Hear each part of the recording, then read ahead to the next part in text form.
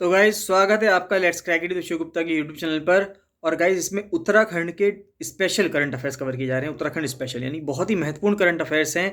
इनको आप देखते जाइएगा। इससे पहले और भी 2 वीडियोस आ चुकी हैं करंट अफेयर्स की, उत्तराखंड की करंट अफेयर्स, उसमें सिर्फ और सिर्फ उत्तराखंड की करंट अफेयर्स हैं। तो उत्तराखंड की करंट अफेयर्स और डेली करंट अफेयर्स सब कवर करते जाइएगा। आगे आने वाले हर एक एग्जाम के लिए बहुत ज़्यादा महत्वपूर्ण होने जा रहे हैं उत्तराखंड में। चाहे आप कनिष्ठ सहायक का एग्जाम की तैयारी कर रहे हो, अपर पीसीएस लोअर पीसीएस की डेट भी आ चुकी है, जो कि 2023 में पेपर होगा। उसके लिए फुल प्रिपरेशन बैच भी लॉन्च होने जा रहा है। तो अगर उसको आप ज्वाइन करना चाहते हैं तो उसको ज्वाइन करने के लिए 7665804421 पर कॉल या मैसेज कीजिएगा। चलिए बाकी अब देखिए करंट अफेयर्स को, और बहुत ही अच्छे से इनको कवर करते जाइएगा। इनके नोट्स को अगर आपको लेना है तो उसके लिए भी आप 7665804421 पर कॉल या मैसेज कर सकते हैं। चलिए बाकी देखते हैं वीडियो को। स्वागत है आपका उत्तराखंड के स्पेशल करंट अफेयर्स में। बहुत ही इंपॉर्टेंट है, उत्तराखंड स्पेशल करंट अफेयर्स हैं। ये सिर्फ वो करंट अफेयर्स हैं जो उत्तराखंड के ऊपर बेसिस हैं। तो आपके आगे आने वाले एग्जाम में, जो कि 5 मार्च को होने जा रहा है, कनिष्ठ सहायक का एग्जाम, और आगे भी वैकेंसी निकल गई है। लोअर पीसीएस के लिए डेट आ गई है, अपर पीसीएस के लिए डेट आ गई है, और आरओ सचिवालय के लिए भी डेट आ गई है। तो बहुत ही महत्वपूर्ण एग्जाम होने जा रहे हैं सभी आगे। उन सब के लिए बहुत बहुत ज़्यादा इंपॉर्टेंट करंट अफेयर्स है, तो इनको आप अंत तक ज़रूर देखते जाइएगा। गाइस साथ साथ बताना चाहूँगा कि कनिष्ठ सहायक के एग्जाम के लिए फुल प्रिपरेशन बैच चल रहा है, तो आप उसको ज्वाइन कर सकते हैं। आरओ सचिवालय का भी फुल प्रिपरेशन बैच चल रहा है, तो आप इसको भी ज्वाइन कर सकते हैं। इन करंट अफेयर्स के पीडीएफ्स को रेगुलर बेसिस पे ले सकते हैं, और daily MCQ practice paid group चल रहा है, उसको भी ज्वाइन कर सकते हैं। अपर पीसीएस का पेड ग्रुप और जो लोअर पीसीएस की तैयारी के लिए बैच है, उसका बैच भी लॉन्च होने जा रहा है। तो अगर आप तैयारी करना चाहते हैं, क्योंकि एग्जाम की डेट आ चुकी है 2 जुलाई और 23 जुलाई, तो बहुत ही जल्दी एग्जाम भी होने जा रहे हैं। 5-6 महीनों के अंदर एग्जाम भी हो जाएंगे, इसलिए अपनी तैयारी को बहुत अच्छे से बना के रखिएगा। अगर आपको कोई भी कोर्स ज्वाइन करना है तो उसके लिए आप 7665804421 पर कॉल या मैसेज कर सकते हैं। तो चलिए सबसे पहले आ रहा है न्यूज़ कि उत्तराखंड में जो पुलिस मेडल्स हैं वो 6 पुलिसमैन को दिए गए थे उत्तराखंड के। तो उत्तराखंड के जो एडिशनल डीजी हैं पुलिस में, अभिनव कुमार, उनको प्रेसिडेंट्स का पुलिस मेडल दिया गया था उनके डिस्टिंग्विश्ड सर्विस के लिए, यानी कि विशिष्ट सेवाओं के लिए। और 5 पुलिसमैन और थे जिनको अवार्ड दिया गया है। तो वो मेडल विनर्स कौन कौन हैं? वो है डीएसपी हैं चमोली डिस्ट्रिक्ट के धान सिंह तोमर, फिर डीएसपी नंदन सिंह बिस्ट हैं पुलिस हेडक्वार्टर से पीएचक्यू से, डीएसपी गणेश लाल पौड़ी से हैं, इंस्पेक्टर हैं Mahesh Chandra Chandola inspector intelligence headquarters के, और सब इंस्पेक्टर यानी कि एसआई हैं रमेश चंद्र भाटे, ये चंपावत से हैं। तो इन सभी लोगों को पुलिस मेडल अवार्ड्स मिले गए हैं राष्ट्रपति की तरफ से। नेक्स्ट आता है 29वीं बाल विज्ञान कांग्रेस यानी कि चिल्ड्रंस साइंस कांग्रेस हुई थी। तो जनवरी 29 को 2022 में 29th चिल्ड्रंस साइंस कांग्रेस हुई थी, और ये उत्तराखंड का जो state council of science and technology है उसने इसको ऑर्गेनाइज करवाया था। This congress was organized in all 95 blocks. तो इससे आपको एक तो ये पता चलता है कि उत्तराखंड के अंदर 95 ब्लॉक्स हैं। तो 95 के 95 ब्लॉक्स के अंदर ये कांग्रेस करवाई गई स्कूल एजुकेशन डिपार्टमेंट के द्वारा। And around 1500 projects were presented by child scientist, और जो बाल वैज्ञानिक हैं उनके द्वारा 1500 प्रोजेक्ट्स को इसमें पेश किया गया। Child scientists were selected for their presentations on various topics. तो चाइल्ड साइंटिस्ट को सिलेक्ट किया गया उनके प्रेजेंटेशन के लिए अलग अलग टॉपिक्स पे, जैसे कि इकोसिस्टम फॉर सस्टेनेबल लिविंग, यानी कि हमारा जो इकोसिस्टम है, पारिस्थितिकी तंत्र है, वो एक टिकाऊ जीवन जीने के लिए कैसा होना चाहिए। एप्रोप्रिएट टेक्नोलॉजी यानी कि उपयुक्त प्रौद्योगिकी होनी चाहिए हमारे पास। सोशल इनोवेशन यानी कि सामाजिक नवाचार होना चाहिए। डिज़ाइन डेवलपमेंट, मॉडलिंग, और ट्रेडिशनल नॉलेज सिस्टम यानी कि जो हम बहुत टाइम से पारंपरिक ज्ञान जो हम इस्तेमाल करते आ रहे हैं उन सब चीज़ों के ऊपर यहाँ पे जो रिसर्च है, जो साइंटिस्ट्स हैं वो क्या करेंगे, अपनी अपनी खोज बताएंगे, अपने अपने सॉल्यूशंस बताएंगे। उत्तराखंड में फिर हाल ही में इलेक्शन भी हुए थे। तो रिसेंटली कंक्लूड किए गए हैं उत्तराखंड के असेंबली इलेक्शंस। तो 9 जिले ऐसे हैं जहां पर increasing in the voting percentage है, यानी कि लोगों ने बढ़ चढ़ कर हिस्सा लिया था वोटिंग में। और 4 डिस्ट्रिक्ट्स ऐसे थे जहां पर डिक्लाइन हुआ है। टोटल 13 डिस्ट्रिक्ट हैं, तो जिसमें से कि 9 डिस्ट्रिक्ट में तो जो वोटिंग परसेंटेज है वो बढ़ा था। 4 जिले ऐसे थे जिनमें वोटिंग परसेंटेज कम हुआ था। चमोली में सबसे ज़्यादा हाईएस्ट इंक्रीज़ हुआ है पोलिंग परसेंटेज में। तो ये आपको ध्यान होना चाहिए कि चमोली डिस्ट्रिक्ट के अंदर सबसे ज़्यादा लोगों ने बढ़ चढ़ कर हिस्सा लिया, और उधम सिंह नगर के अंदर सबसे कम लोगों ने, यानी कि डिक्लाइनिंग में अगर हम देखें तो ये सबसे नंबर 1 पे आता है। टोटल वोटर टर्नआउट जो है वो 65.37% हुआ, ये इंपॉर्टेंट चीज़ है। और जिसमें से महिलाओं का 67.2% है और पुरुषों का 62.6% है, यानी कि पुरुषों ने कम वोट डाले हैं, महिलाओं ने ज़्यादा वोट डाले हैं। इस साल के असेंबली इलेक्शंस में उत्तराखंड में जो वोटिंग परसेंटेज है वो इंक्रीज़ हो गई है 35 out of 70 assembly seats and decrease in 35 seats as compare to 2017। तो वोटिंग परसेंटेज जो है 70 में से 35 सीटों पर बढ़ा था और 35 सीटों पे कम हुआ है, यानी 50-50 रहा है। टोटल उत्तराखंड के अंदर असेंबली सीट्स कितनी हैं? 70 हैं, और इन 70 में से 35 में तो जो वोटिंग परसेंटेज है वो बढ़ी है, 35 में वोटिंग परसेंटेज कम हुई है। राज्यों की अगर जिलों की बात करें तो जिलों में 9 जिलों में वोटिंग परसेंटेज बढ़ा है, 4 जिलों में वोटिंग परसेंटेज कम हुआ है। Of the seats where there has been a decline a large number of seats are from the plain district. तो वो सीट्स जहाँ पे वोटिंग परसेंटेज में कमी आई है वो कहाँ से आई हैं? वो प्लेन डिस्ट्रिक्ट से, यानी कि जो हरिद्वार डिस्ट्रिक्ट है, उधम सिंह नगर है, और थोड़ा बहुत देहरादून का जो इलाका है जो प्लेन एरियाज़ में लगता है, वहाँ पर वोटिंग में कमी आई है। पहाड़ों पे लोगों ने बढ़ चढ़ कर वोटिंग करी थी। फिर आता है इंटरनेशनल इंग्लिश ओलंपियाड। तो 18 फरवरी 2022 में अविक टिक्कू हैं, क्लास 3rd स्टूडेंट थे, दीक्षांत इंटरनेशनल स्कूल हल्द्वानी उत्तराखंड के। उन्होंने फर्स्ट रैंक सिक्योर करी 40 मार्क्स लेके इन SOF इंटरनेशनल इंग्लिश ओलंपियाड। फिर एक इंटरप्रिटेशन सेंटर बनाया गया है नैनीताल जू में। इंपॉर्टेंट है, पूछा जा सकता है आपसे कि हाल ही में एक इंटरप्रिटेशन सेंटर बनाया गया है, तो ये कहाँ बनाया गया है? नैनीताल की चिड़ियाघर में बनाया गया है। तो 18 फरवरी 2022 में एक 60 सीटर का एक मिनी थिएटर के रूप में इंटरप्रिटेशन सेंटर खोला गया है नेशनल फॉरेस्ट डिवीजन के द्वारा। 35 लाख रुपए की कीमत पे इसको बनाया गया है। नेक्स्ट आता है गंगा नदी पर उत्तराखंड का सबसे लंबा पुल हरिद्वार में बनेगा। तो उत्तराखंड का जो लॉन्गेस्ट ब्रिज है वो कहाँ बनेगा? रिवर गंगा पे हरिद्वार में 3.5 किलोमीटर लंबा ब्रिज होगा ये। इसमें यानी कि ये नदी की, अगर मान लेते हैं इस तरह से आप मान के चलें, इसको कुछ इस तरह से माने कि अगर ये नदी है, यहाँ पे नदी का पानी बह रहा है, तो यहाँ पर पुल बनेगा इसके ऊपर ऐसे। तो ये जब ये पुल होगा इधर दोनों तरफ इसमें अप्रोच रोड होंगी, तो अप्रोच रोड को जोड़कर ये पुल 3.5 किलोमीटर लंबा हो जाएगा। This bridge will be built to connect Haridwar to Delhi highway with Najibabad to Haridwar. तो हरिद्वार दिल्ली हाईवे को नजीबाबाद हरिद्वार से जोड़ने के लिए इसको बनाया जाएगा। This bridge will be the longest bridge in the state. तो सबसे लंबा ब्रिज होगा ये राज्य के अंदर। नेक्स्ट आता है 10th गंगा कयाक फेस्टिवल 2022। तो कयाक जो होता है वो नदी के अंदर चलाई जाती है, जैसे कैनोइंग होती है, कायाकिंग होती है, इसी तरह से गंगा नदी में एक छोटी छोटी बोट्स चलाई जाती हैं। तो उसमें 10th गंगा कयाक फेस्टिवल होने जा रहा था 2022 का। तो 19 फरवरी 2022 में 3 दिन का 10वां गंगा कयाक फेस्टिवल हुआ है, और ये कहाँ पे हुआ है? गोल्फ कोर्स रैपिड पे हुआ है, गंगा में फूल चट्टी पे, जो कि हेनवल नदी और गंगा नदी के कॉन्फ्लुएंस पे है, ऑन द लक्ष्मण झूला नीलकंठ रोड इन उत्तराखंड, यानी ऋषिकेश के पास की बात कर रहे हैं। ऋषिकेश की बात कर रहे हैं कि ऋषिकेश के अंदर ये जो फेस्टिवल हुआ था, गंगा कयाक फेस्टिवल, ये हुआ था। फिर आता है उत्तराखंड ने टॉप किया है इंडिया ट्रैवल मार्ट की लिस्ट में। तो 3 दिन का इंडिया ट्रैवल मार्ट ऑर्गेनाइज किया गया था in association with Uttarakhand tourism development council, जिसको 19 फरवरी को कंक्लूड किया गया है। उत्तराखंड को बेस्ट स्टॉल अवार्ड मिला है होम स्टे में और टूरिज्म इन्वेस्टमेंट प्रमोशन में। फिर Uttarakhand tourism was awarded the best stall award for promoting Uttarakhand. Uttarakhand को तो उत्तराखंड टूरिज्म को तो उत्तराखंड को प्रमोट करने के लिए, और धोलावीरा को, जो कि अपना में एक वर्ल्ड यूनेस्को हेरिटेज साइट हो गई है, और स्टैचू ऑफ यूनिटी को, जो कि दोनों के दोनों गुजरात में है, इनको एडवेंचर और टूरिज्म इन्वेस्टमेंट प्रमोशन के लिए भी अवार्ड दिया गया है। उसके बाद उत्तराखंड ने अपने यहाँ पे 1 state 1 wealth tax assessment system को लॉन्च किया है, कि एक राज्य है तो एक ही वेल्थ पे टैक्स लगेगा, और उस चीज़ को एसेस करने के लिए एक सिस्टम बनाया जा रहा है, उसको लागू किया है। GIS मैपिंग ऑफ सिटीज़ होगी, यानी कि जो जोग्राफिकल इंडिकेशन सिस्टम है उसके तहत मैपिंग होगी सिटीज़ की।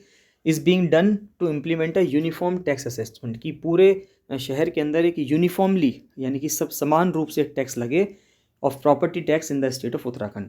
14 शहर हैं उत्तराखंड के, have been included in the first phase. तो फर्स्ट फेज़ में 14 शहरों को इंक्लूड किया गया है, out of which GIS mapping of 4 cities, 4 शहरों की GIS मैपिंग, जैसे कि देहरादून की, हरिद्वार की, हल्द्वानी की और रुद्रपुर की, वो फाइनल स्टेजेस में है। सेकेंड फेज़ में कहा जा रहा है कि survey for house tax will be done in all the nagar panchayat. और सेकेंड फेज़ में क्या होगा? जो सर्वे होगा हाउस टैक्स के लिए वो सभी नगर पंचायतों में कर दिया जाएगा। Geo ranking of all residential and commercial buildings will be done by GIS mapping of the municipal area and all the buildings will be given a smart card. सभी बिल्डिंग्स को एक स्मार्ट कार्ड दिया जाएगा, और हर building का एक unique ID number होगा। तो इसके तहत काम किया जा रहा है उत्तराखंड में। फिर आते हैं पंचायत इलेक्शंस। तो देखिए हरिद्वार में पंचायत इलेक्शंस थोड़े कंट्रोवर्शियल रहते ही हैं। एक्चुअली में क्या होता है कि जब पूरे उत्तराखंड के अंदर पंचायत के चुनाव होते हैं, तो उत्तराखंड में हरिद्वार कि जो पंचायत के चुनाव है वो एकमात्र ऐसे चुनाव हैं जो पूरे राज्यों के एक साथ नहीं होते, पूरे राज्यों में जो होते हैं पंचायत चुनाव उनके साथ नहीं होते, ये यूपी के जो पंचायत चुनाव होते हैं उसके अनुसार होता है। तो रिसेंटली एक लीगल क्राइसिस अराइज हुआ regarding the 3 tyre Panchayati Raj system Haridwar जिले में। अमेंडमेंट के बाद पंचायती राज एक्ट को, क्योंकि हर राज्य को पंचायती राज एक्ट अपने यहाँ लागू करने के लिए उस एक्ट को अपने राज्य की विधानसभा से पास करवाना पड़ता है। Even after increasing the tenure of the administrators by 6 months, जो सिचुएशन है इलेक्शन की वो क्रिएट नहीं हो पा रही थी। After the formation of the state such a situation has been seen for the first time. जब से राज्य बना है, 22 साल का राज्य हो चुका है, तो तब से पहली बार ऐसी कंडीशन आई है कि हरिद्वार में जो त्रिस्तरीय पंचायती सिस्टम है उसमें कुछ दिक्कतें आई हैं। Haridwar is such a district in the state where elections to 3 tier panchayats are not held along with other district. तो हरिद्वार एकमात्र ऐसा जिला है जहाँ पे जितने भी और बाकी बचे हुए 12 जिले हैं उत्तराखंड के, वहाँ पे जैसे चुनाव होते हैं पंचायती स्तर के, वो वाले चुनाव हरिद्वार में उनके साथ नहीं होते। This sequence has been maintained since the formation of the state. ये तब से चला आ रहा है जब से राज्य बना है। Panchayat are formed after year from other district. तो यहाँ पे 1 साल बाद होते हैं, क्योंकि यूपी में इसी तरह से होते हैं, तो यूपी के अनुसार ही यहाँ पे होते हैं। Due to this elections could not be held in Haridwar in the panchayat elections held in October 2019। तो अक्टूबर 2019 में जो पूरे उत्तराखंड के अंदर पंचायती चुनाव हुए थे, उसके साथ उत्तराखंड में हरिद्वार का चुनाव नहीं हुआ, क्योंकि हरिद्वार में इसके बाद होना था। फिर उसके बाद फिर कोरोना आ गया और उसके बाद फिर कंडीशंस मतलब तब से इलेक्शंस जो है वो नहीं हो पाए हैं। जो लास्ट पंचायत इलेक्शंस हुए थे हरिद्वार में वो 2015 के एंड में हुए थे। तब से जो पहली मीटिंग थी ग्राम पंचायत की वो 29 मार्च 2016 को हुई। तो 29 मार्च 2016 से 29 मार्च 28 मार्च 2021 तक आप मान सकते हैं कि 5 साल तक जिला पंचायत की या ग्राम पंचायत की जो वैलिडिटी थी वो मेंटेन रहनी थी, क्योंकि 5 साल यानी कि फर्स्ट मीटिंग जिस दिन आपकी होती है तब से अगले 5 सालों तक उस पंचायत की, ग्राम पंचायत है, जिला पंचायत है, तो उसकी जो मान्यता है, उसकी जो वैलिडिटी है वो रहती है। तो ग्राम पंचायत 29 मार्च 2016 में मिली, जिला पंचायत 16 मई को मिली 2016 में, और क्षेत्र पंचायत जो है वो 10 जून को मिली।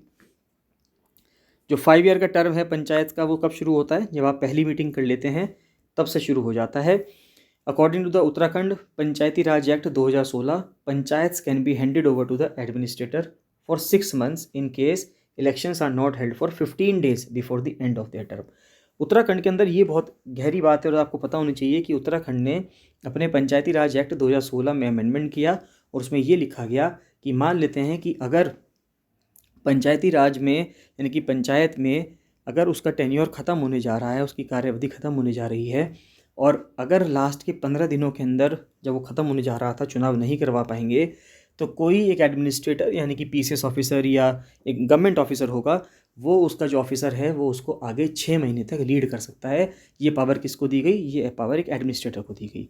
तो इस सीक्वेंस में एडमिनिस्ट्रेटर भी अपॉइंट किए गए त्रिस्तरीय पंचायती राज सिस्टम है हरिद्वार डिस्ट्रिक्ट में मार्च से, लेकिन उसके बावजूद इलेक्शंस नहीं हो पाए इन 6 महीनों के अंदर, जिसके वजह से दिक्कत हो रही है और कहा जा रहा है कि 6 महीने और समय देना चाहिए एडमिनिस्ट्रेटर को। नेक्स्ट आता है वसंतोत्सव 2022। तो एक मीटिंग हुई है चेयरमैनशिप में, जो उत्तराखंड के गवर्नर हैं एलजी गुरमीत सिंह जी।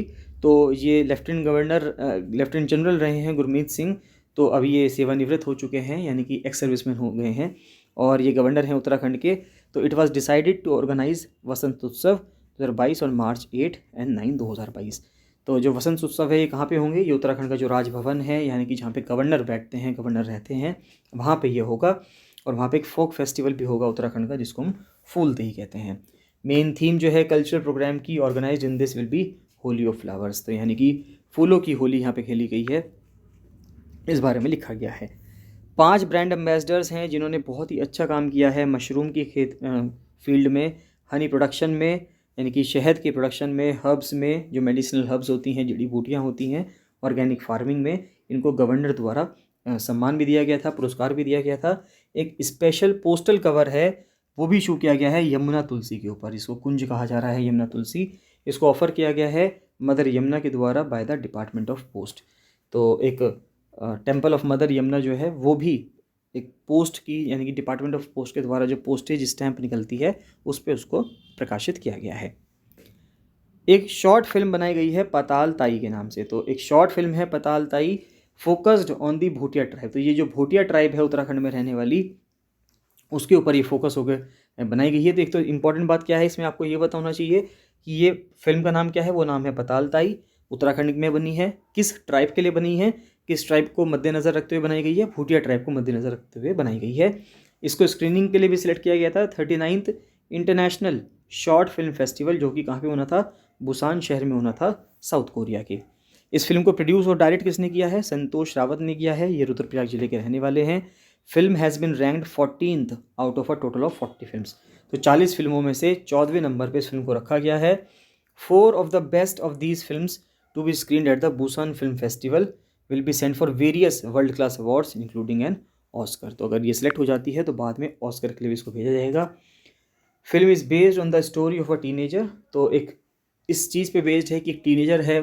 टीनेजर का मतलब होता है जो बच्चा 13 साल से लेकर 19 साल तक का बच्चा होता है, यानी कि इसके नाम, जिसकी एज में टीन लगा होता है, 13, 14, 15, 16, उसको टीनेजर बोलते हैं। तो टीनेजर बच्चा है भूटिया ट्राइब से, who measures the distance between the ghost and the physical in order to fulfil the last wish of his dying grandfather. कि उनके जब दादाजी की मृत्यु हो रही थी तो उनकी जो आखिरी ख्वाहिश थी, तो उसको पूरा करने के लिए एक टीनेजर बच्चा क्या करता है भूटिया ट्राइब का, तो उसके ऊपर ये फिल्म बनाई गई है, शॉर्ट फिल्म बनाई गई है, इंट्रोडक्टरी इन्फॉर्मेटरी फिल्म है। तो उसको बुसान फिल्म फेस्टिवल जो कि साउथ कोरिया में हो रहा था, उसमें इसका नाम आया है। भूटिया ट्राइब को मद्देनजर रखते हुए ये फिल्म बनाई गई है। नेक्स्ट आता है कीड़ा जड़ी, यानी कि कॉर्डिसेप्स सिनेंसिस। तो ये एक आप कह सकते हैं कि एक नेचुरल स्पीशी है जिसके ऊपर रिसर्च की जा रही है। तो after the success in research related to the production of keeda jadi यानी कि कॉर्डिसेप्स सिनेंसिस डाइवर लैब में, इसका जो कमर्शियल प्रोडक्शन है वो 3 लैब में किया जाएगा। एक तो उत्तराखंड में किया जाएगा, एक गुजरात में और एक केरला में। ये जो हर्ब है ये कहाँ से होती है, एक मोल्ड होता है जो कि एक पर्टिकुलर टाइप ऑफ इंसेक्ट के मरने पे निकलता है। जब एक कीड़ा कोई मर जाता है तो उसकी बॉडी में जो फफूंदी आती है वहाँ से ये हर्ब मिलती है। न्यूट्रिएंट्स जैसे कि protein, amino acids, vitamin B1, B2, B12 इससे मिलते हैं। इसको कई सारे ट्रीटमेंट्स के लिए इस्तेमाल कर सकते हैं कीड़ा जड़ी को, जैसे कि किडनी के कोई दिक्कत आती है तो उसके लिए, हाई BP को कंट्रोल करने के लिए, खून बनाने के लिए, एस्मा का ट्रीटमेंट है, इम्पोटेंसी है, बोन जॉइंट पेन है। अब देखिए एस्मा का मतलब होता है जहाँ पे सांस लेने में दिक्कत आती है। इम्पोटेंसी का मतलब होता है जहाँ पे नपुंसकता होती है, यानी कि जो लड़का है या लड़की है वो बेसिकली लड़कों के लिए यूज़ किया जाता है ये, जहाँ पे वो बेबी प्रोड्यूस नहीं कर पाते हैं। और बोन जॉइंट पेन यानी कि जहाँ पे हड्डियों में जोड़ होता है वहाँ पे दर्द होना, तो उसके ट्रीटमेंट के लिए इसको कीड़ा जड़ी को यूज़ किया जाता है। कीड़ा जड़ी grows naturally in Chamoli of Uttarakhand. तो अब ये बताना चाहिए कि उत्तराखंड के चमोली जिले में धारचूला और जो मुंशियारी रीजन है पिथौरागढ़ का 3500 मीटर से ऊपर, वहाँ पे ये नेचुरली पाई जाती है। उत्तराखंड के अंदर इंडस वैली सिविलाइजेशन का, सिंधु घाटी सभ्यता का एक स्टैचू मिला है। तो on the initiative of Doon library and research centre of Uttarakhand, researchers जो हैं आर्कियोलॉजी के और हिस्ट्री के, उन्होंने एक स्टोन मेड महिष यानी कि बफेलो का फेस का एक क्वाड्रेंगुलर ह्यूमन स्टैचू है, तो वो यहाँ से मिली है, यानी कि एक चतुकोष्णीय मानव मूर्ति मिली है। कहाँ से मिली है, यमुना वैली से मिली है, उत्तरकाशी जिले से। तो रिसर्चर्स जो हैं इसको कनेक्ट करना चाह रहे हैं this statue with the statue of Adi Shiva obtain from the Indus Valley civilization. तो इंडस वैली सिविलाइजेशन यानी कि जो सिंधु घाटी सभ्यता थी, तो सिंधु घाटी सभ्यता के आदि शिव का जो स्टैचू मिला है, वहाँ से रिसर्चर्स चाहते हैं कि क्या ये वहाँ से कनेक्ट हो पा रहा है। He says that the statue underlines the traditional relationship between the Indus valley and Uttarakhand. तो इससे इंडस वैली और उत्तराखंड के बीच में क्या संबंध है वो भी आगे निकल के आता है। अशोका का जो इंस्क्रिप्शन है कालसी में, देहरादून जिले के अंदर, अल्टार्स हैं अश्वमेध यज्ञ के जो कि ब्रिक्स पे दिखे गए हैं जगतग्राम में, एंड पुरोला एंड द देवालय ग्रुप ऑफ लाख मंडल जो है यहाँ पे वो फेमस है ही। नेक्स्ट आता है घसियारी उत्सव। अब देखिए घसियारी कौन होता है, घसियारी उत्तराखंड में उनको कहा जाता है, उन महिलाओं को कहा जाता है जो क्या करती हैं, जो खेतों में जाके या जंगलों में जाके क्या लेके आती हैं, जो उनके मवेशी होते हैं, गाय भैंस होते हैं, उनको उनके लिए घास लेके आती है, उनको घसियारी कहा जाता है। तो 6 मार्च 2022 को घसियारी उत्सव सेलिब्रेट किया गया मठोली में। अपने आप में एक छोटा सा गांव है ये, गंगोत्री वैली में, उत्तरकाशी जिले के। विमेन ने यहाँ पे ट्रेडिशनल टांडी डांस भी किया। देखिए ये इंपॉर्टेंट चीज़ है कि टांडी डांस कहाँ पे होता है, तो ये उत्तराखंड के अंदर होता है। और लोकल लैंग्वेज में अगर कहा जाए, जो वर्ड घसियारी है वो उन महिलाओं के लिए यूज़ किया जाता है जो जंगलों से अपने कैटल के लिए या और क्या लेके आती हैं, फॉडर लेके आती हैं फ्रॉम पास्चर्स एंड फॉरेस्ट, यानी कि चरागाहों से और जंगलों से मवेशियों के लिए चारा लाती हैं, उनको घसियारी महिलाएं या घसियारी कहा जाता है। अब इलेक्शन जब हुए थे उत्तराखंड में तो देखा गया है कि 30% इंक्रीज़ हुई है वोटर्स में उत्तराखंड में पिछले 10 सालों में। तो एक रिपोर्ट आई है decade electoral growth and demographic challenge 2012 से 2022 कि इस डेकेड में 2012 से लेकर 2022 के बीच में क्या इलेक्टोरल ग्रोथ हुई है, यानी कि इलेक्टोरल में, यानी कि जो लोग वोट डालते हैं उनके अंदर क्या ग्रोथ आई है, उसके ऊपर एक रिपोर्ट आई थी। तो असेंबली इलेक्शंस पे आई है, तो उनका कहना यह है कि हिमालयन स्टेट उत्तराखंड में 30% इंक्रीज़ हुआ है नंबर ऑफ़ वोटर्स में पिछले 10 सालों में। तो पिछले 10 सालों में 30% जो है नंबर ऑफ़ वोटर्स बढ़े हैं। The report has been prepared by doing a comparative analysis. तो कंपैरेटिव एनालिसिस क्या है 5 राज्यों का, जिसमें से कि यूपी भी है, मणिपुर है, पंजाब है और उत्तराखंड है और गोवा है, क्योंकि इन राज्यों के लगभग चुनाव एक साथ हुए हैं। फिर एक 30% का इंक्रीज़ किया गया है, was registered in Uttarakhand. Uttarakhand में 30% का इंक्रीज़ हुआ है, पंजाब में 21% का, 18-19% का यूपी में, 14% का मणिपुर में और 13% का गोवा में। सबसे ज़्यादा कहाँ पे हुआ है, सबसे ज़्यादा उत्तराखंड में हुआ है। फिर नेक्स्ट आता है 2022 के उत्तराखंड के असेंबली इलेक्शंस देख लेते हैं। तो 10 मार्च को इलेक्शन कमीशन ने रिजल्ट घोषित किया उत्तराखंड लेजिस्लेटिव असेंबली का, जो कि 70 सीटों के लिए हुआ, जिसमें से 47 सीट्स किसने जीती, बीजेपी ने जीती। फिर मैक्सिमम सीट्स 47 बीजेपी ने जीती, उनको 44.33% वोट्स मिले। BJP has created history by being the first party to form government in Uttarakhand for 2 consecutive terms. ये अभी हमने कुछ टाइम पहले उत्तराखंड में मुख्यमंत्री को कवर किया था, उत्तराखंड में गवर्नर्स को कवर किया था, तो हमने देखा था कि उत्तराखंड के अंदर एक ट्रेंड रहा है, एक बार एक सरकार रहती है एक पार्टी की, एक उसके बाद अगले 5 सालों के लिए दूसरे दल की सरकार आती है। यही ट्रेंड बहुत लंबे समय से चलता आ रहा था। अब वो ट्रेंड जाके टूटा है 2000 पहले इससे जो पहले वाला जो इलेक्शन हुआ 2016-2017 वाला, तो उस इलेक्शन में भी जो बीजेपी की सरकार थी वो बनी थी, और उसके बाद अब जो इलेक्शन हुआ है उसमें भी जो सरकार बनी है वो बीजेपी की बनी है। 2 टाइम विनर और चीफ मिनिस्टर रहे हैं पुष्कर सिंह धामी, वो अपनी सीट से हार गए, खटीमा सीट से, और फिर बाद में चंपावत से बायपोल करवा के उनको वापस से मुख्यमंत्री बनाया गया। इंडियन नेशनल कांग्रेस ने 19 सीट्स जीती हैं, उनको 37.91% वोट्स मिले हैं। जो बहुजन समाज पार्टी है और इंडिपेंडेंट है, उन्होंने 2 सीटें जीती थी। नेक्स्ट आता है 70 कैंडिडेट्स जो इलेक्शन जीते हैं उत्तराखंड में से, उन क्योंकि 70 सीट्स हैं उत्तराखंड में, तो 70 में से 70 सीट्स पे 70 कैंडिडेट्स जीते हैं, उनमें से 27% ऐसे हैं जिनके अगेंस्ट क्रिमिनल केसेस हैं। तो एक रिपोर्ट आई है ADR की, एसोसिएशन फॉर डेमोक्रेटिक रिफॉर्म्स की, उनका कहना यह है कि 19 ऐसे कैंडिडेट्स हैं, यानी कि 70 में से 19 ऐसे कैंडिडेट्स हैं जिनके ऊपर क्या है, क्रिमिनल केसेस उनके ऊपर हैं। नेक्स्ट आता है काली नदी। तो काली नदी पे एक एम्बैंकमेंट बनाने की बात की जा रही है। तो काली नदी वो नदी है जो भारत और नेपाल के बीच में बॉर्डर बनाती है। तो जो DM है पिथौरागढ़ जिले के उत्तराखंड के डॉक्टर आशीष चौहान, उनका कहना यह है कि एम्बैंकमेंट कंस्ट्रक्शन का काम शुरू हो गया है, जिससे कि भारतीय ज़मीन को काली नदी जो एक हैवक करती है, यानी काली नदी में जो कहर मचाती है काली नदी, उससे उसको बचाया जा सके। काली रिवर जो डिटरमाइन करती है भारत का और नेपाल का बॉर्डर, बहुत ज़्यादा इरोजन करती है इस एरिया का। काली नदी को कई सारे नाम से जाना जाता है, जैसे कि महाकाली नदी के नाम से, काली गंगा के नाम से और शारदा के नाम से, और ये उत्तराखंड और यूपी में बहती है। River originates from a place called काला पानी इन पिथौरागढ़ डिस्ट्रिक्ट। तो काला पानी एक जगह है, वहीं से ये निकलती है, और इसी आपको पता होना चाहिए कि काला पानी बॉर्डर डिस्प्यूट बहुत ज़्यादा फेमस है भारत और नेपाल के बीच में। तो this river originates from a place called काला पानी इन पिथौरागढ़ डिस्ट्रिक्ट उत्तराखंड। अपर कोर्स में ये नदी जो है एक कॉन्टिन्यूस ईस्टर्न बॉर्डर बनाती है भारत की, किससे, नेपाल से, यानी कि भारत और नेपाल का यहाँ पे क्या बनाता है, प्रॉपर बॉर्डर बनता है इस नदी की मदद से। तो गाइज़ ये थे बहुत इंपॉर्टेंट कुछ करंट अफेयर्स उत्तराखंड के। इसके बाद एक दो और वीडियोज़ आएंगी करंट अफेयर्स की, बहुत महत्वपूर्ण करंट अफेयर्स हैं, तो इनको आप कवर कर लीजिएगा। डेली करंट अफेयर्स आ रहे हैं, ये उत्तराखंड के करंट अफेयर्स हैं, और डेली नेशनल और इंटरनेशनल करंट अफेयर्स हैं, उनको भी ज़रूर से ज़रूर देखिएगा। सभी करंट अफेयर्स कवर करने बहुत ज़्यादा ज़रूरी हैं, तो सबको ज़रूर कवर कीजिएगा। कोई भी डाउट आता है, फीडबैक है, सजेशन है, तो कमेंट सेक्शन में कमेंट जरूर करके बताइएगा। चलिए बाकी मिलते हैं नेक्स्ट वीडियो में। So thank you and bye bye.